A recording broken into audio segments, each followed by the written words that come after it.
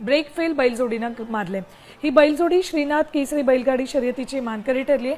कोल्हापूरच्या शिरोळचे बाळूदादा हजारे यांचा हेलिकॉप्टर बैजा आणि सांगलीच्या बिलवडी इथल्या पाटील डेअरीचा ब्रेक फेल बैलजोडीनं फॉर्च्युनर गाडी जिंकली। मुख्यमंत्री उपमुख्यमंत्र्यांच्या उपस्थितीत मंत्रालयात बक्षीस वितरण सोहळा पार पडणार आहे, अशी माहिती चंद्रहार पाटलांनी दिली। डॉल्बी लाव, डॉल्बी लाव की इकडचा लाव, इकडचा लाव डॉल्बी।